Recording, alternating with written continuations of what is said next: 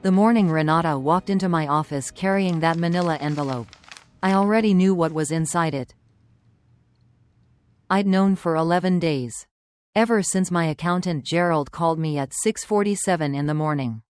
His voice doing that thing it does when the numbers tell a story nobody wants to hear. But I'm getting ahead of myself. Because to understand what happened in that office on a Tuesday in March, you have to understand what I built. And what it cost me to build it. My name is Carol Hollenbeck. I'm 57 years old. And 22 years ago, I started a graphic design and branding company called Hollenbeck Creative in the third bay of our two-car garage in Naperville, Illinois. My desk was a folding table from Costco. My chair was a lawn chair with a broken armrest.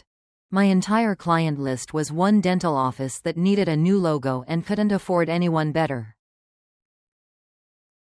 Daniel, my husband, my partner, the man I'd loved since we were both broke and stubborn and 26 years old, believed in me before I believed in myself. He worked nights at a logistics company so I could pour every daylight hour into building something real. He made the coffee. He proofread my proposals. He held me while I cried after we lost our first big pitch. By year 5, we had 12 employees. By year 10, we had 40. By the time Daniel was diagnosed with pancreatic cancer 14 months ago, Hollenbeck Creative had annual revenue of just under $9 million, offices in Naperville and Denver, and a client roster that included 4 Fortune 500 companies. We built that together from a folding table. Daniel passed on a Thursday in October. It was quiet. It was the kind of ending that doesn't look like what you see in movies. No dramatic last words. No music swelling in the background. Just a man I had loved for 30 years, deciding, somewhere around 4 in the morning, that he was done fighting. I held his hand. I told him it was okay to go. And then I sat in that hospital chair for 2 more hours, unable to make myself walk out the door. Because walking out meant accepting a world where he wasn't in it. Renata showed up at the funeral in a black dress I'd never seen before. Daniel's younger sister. She was 51, unmarried, and had spent most of the last decade cycling through jobs that never quite worked out, relationships that never quite lasted, and a simmering resentment toward anyone who seemed to have figured out something she hadn't. She'd never been warm to me. Not cold exactly. Nothing you could point to and name. Just a particular kind of distant that made it clear she thought Daniel had settled for something less than he deserved. And what he deserved, in her accounting, was more attention paid to his family of origin, and less attention paid to his wife. I tolerated it. For 30 years I tolerated it, because Daniel loved her. And loving Daniel meant making peace with the parts of his life that came attached. The will was read 11 days after the funeral. And that's when everything changed. I need to tell you something about Daniel and estate planning. We'd done everything right. A proper estate attorney. A trust structure that protected the business. Clear documentation of ownership and succession. I'd seen those documents. I'd signed those documents. I'd had our attorney Raymond Cho review them twice. The will that Renata's attorney produced at that reading was not those documents. It was dated 6 weeks before Daniel's death. 6 weeks. When he was already in hospice care. When he could barely hold a pen. When his primary daily interaction with the outside world was the morphine drip and whatever game show happened to be on the television.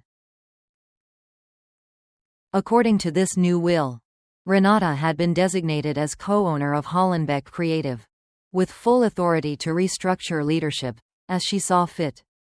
My ownership stake, the majority stake I'd held in my own company for 22 years, had been revised down to 30%. A minority share. Enough to keep me quiet, not enough to keep me in charge. She'd been planning this, while I was planning a funeral. I sat very still in Raymond's conference room while Renata's attorney read the terms. I felt the other people in the room watching me, waiting to see if I'd cry or argue or storm out. I didn't do any of those things. I picked up my bag, thanked Raymond quietly, and walked to my car. Then I sat in the parking garage for 40 minutes, and thought very carefully about what I was going to do next. Here's the thing about grief. People underestimate it. They think it makes you smaller, softer, easier to push around. And sometimes it does. But sometimes grief burns away everything that wasn't essential, and what's left underneath is just pure clarity. That afternoon, I called 3 people. My attorney Raymond Cho, my accountant Gerald Park, and a forensic document examiner named Patricia Walsh, who specialized in signature authentication. Patricia's assessment came back in 8 days. The signature on the revised will was not Daniel's. It was close.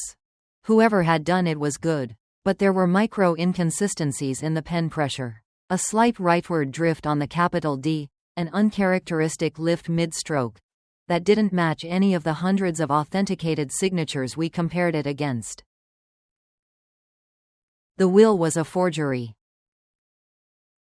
Now, at this point, most people would go straight to the police, or call a litigation attorney and file an emergency injunction, or walk into Renata's apartment and throw the forensic report in her face.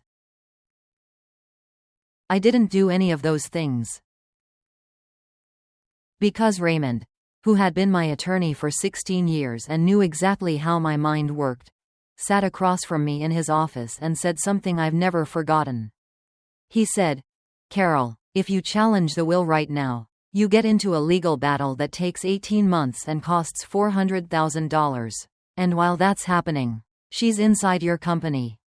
He leaned forward. "Let her come in. And make sure the company she comes into is not the company she thinks it is." I spent the next 11 days listening to Raymond very carefully. Hollenbeck Creative's ownership structure was complex. Deliberately so. Because we'd built it to protect against exactly the kind of hostile takeover that venture-backed competitors sometimes attempted. There were operating entities and holding companies, and intellectual property licensing agreements, that lived in a structure only Raymond and Gerald and I fully understood. Within that structure, there was room to move. The proprietary client methodology we'd developed over 12 years, the process that was genuinely the competitive heart of everything we did, was transferred to a new entity, legally, cleanly, with full documentation and fair market valuation. That entity was owned entirely by me. The 3 anchor clients who represented 60% of our annual revenue were quietly informed of a coming restructure, and offered new service agreements with the new entity. All 3 accepted. All 3 liked me. None of them had ever met Renata. And then there was the debt. Hollenbeck Creative carried operating debt, a line of credit, equipment leases, a commercial lease on the Denver office that ran another 4 years. Routine stuff. The kind of liability that any healthy business carries and manages without drama. What Renata's attorney had apparently not done was review those liabilities carefully. Because buried in the operating agreement of the revised ownership structure she'd engineered was a standard personal guarantee clause, the kind that says if you take majority ownership with management authority, you personally guarantee the company's outstanding obligations. Renata had signed that document as part of accepting the inheritance. Her attorney had sent it over as routine. Raymond had countersigned it without changing a single word. Outstanding obligations. As of the day Renata walked into my office with that termination letter, totaled $2.3 million. She had no idea. That Tuesday morning, I was sitting at my desk, Daniel's old desk, The one we'd carried up 3 flights of stairs together the day we moved into this office, when Renata knocked twice and walked in without waiting for an answer. She was dressed for the occasion. New blazer. Her hair done the way she used to do it when she worked in corporate. She was carrying a manila envelope and trying to look like someone who had done this kind of thing before. "Carol," she said, "I want to make this as easy as possible." She slid the envelope across my desk. I didn't open it right away. I looked at her instead. I looked at this woman who had sat at my Thanksgiving table for 30 years. Who I'd driven to urgent care when she sprained her ankle at our 4th of July party. Who I'd included in every family moment because she was Daniel's sister, and Daniel loved her, and that had been enough. I looked at her. And I felt very, very calm. I opened the envelope. It was a termination letter. Effective immediately. Citing a restructuring of leadership following the change in ownership. Professional. Cold. The kind of language that costs $400 an hour to produce. At the bottom, there were 2 signature lines. Renata's, already signed, and Daniel's, also signed, in that familiar handwriting I had loved for 30 years, and would recognize anywhere. Except Daniel had been dead for 47 days. And his hands had been still for longer than that.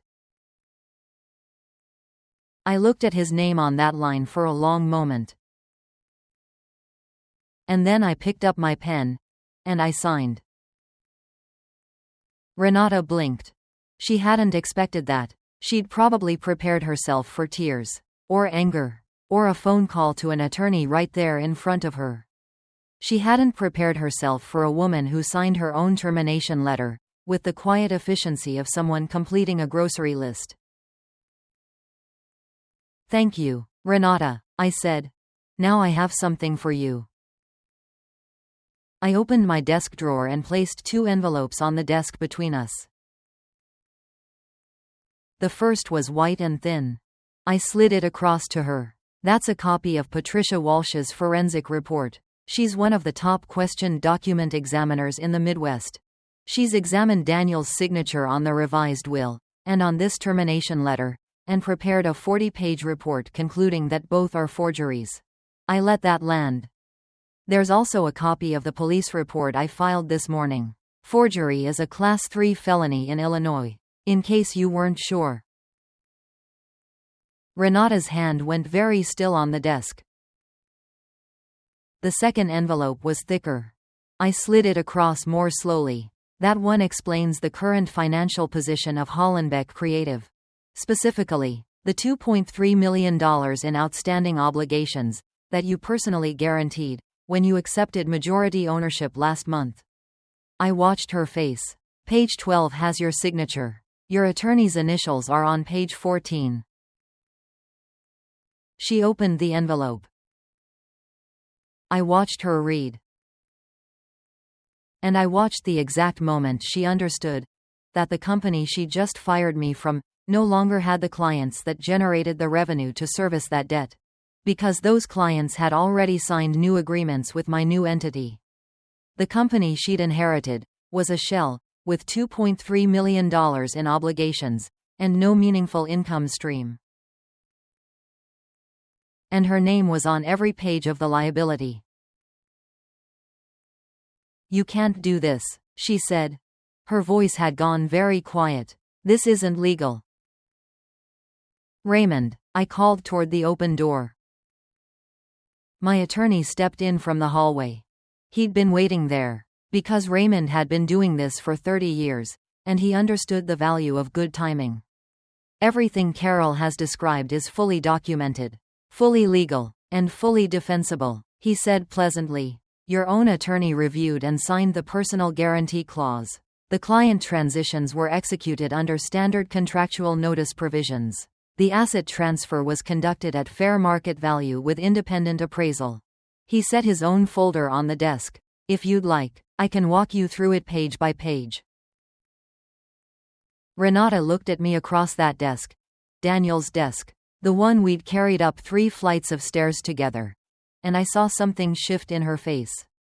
Not just panic. Something deeper than that. The particular expression of a person who has just realized that they fundamentally misjudged the person they were dealing with. "I just wanted what Daniel would have wanted," she said. And I think, somewhere inside, she might have believed that.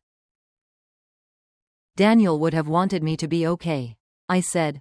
"He spent 30 years making sure of it. He didn't need you to revise his signature to accomplish that." I stood up from behind the desk. "I'll let Raymond explain the next steps. I have a company to run." I walked out of that office. My office. The one I'd designed from scratch. The one where every decision had once been made from a folding table. And I didn't look back. What came after that Tuesday moved faster than I expected. The forgery charge was filed within the week. Renata's attorney, who had apparently not been told the full truth about the will's origins, withdrew from the case immediately and filed his own documentation with the state bar, to clarify he'd acted in good faith on fraudulent information. That left Renata without representation, and without anyone sophisticated enough to untangle the liability she'd walked into. The criminal case took 8 months to resolve. Renata ultimately pleaded guilty to a reduced charge of document fraud, in exchange for 18 months of probation, 200 hours of community service, and full financial restitution for the legal costs I'd incurred. The original forged will was vacated. My ownership of Hollenbeck Creative was restored in full. The $2.3 million personal guarantee was settled through a negotiated agreement that included the sale of Renata's condominium. I took no pleasure in that. I'm telling you that plainly because I want to be honest. It was necessary, not satisfying. There's a difference. What did satisfy me? Quietly, completely, was standing in my office 6 months later, looking at the original client contracts framed on the wall, knowing that every single one of them was earned honestly, with work that couldn't be forged or stolen or signed away. Gerald told me last quarter that Hollenbeck Creative posted its strongest annual revenue since we opened the Denver office. $11.2 million. 47 employees. A waiting list of clients. I still use Daniel's desk. I'll use it until the wood gives out. Some mornings I sit down and rest my hands on the surface for a moment before I start the day, just feeling the grain of it. Remembering the man who helped me carry it up those stairs, and never once asked what was in it for him. I think about what he'd say if he could see any of this. The betrayal, the forgery, the Tuesday morning in that office. I think he'd be furious about his sister. I think he'd also be a little proud of me. I think he'd say, "Carol, you always were better at the long game." And that was just the beginning. Because what happened next? 3 weeks after that Tuesday, when an investigator knocked on my office door, I never saw coming. Subscribe so you don't miss what comes next.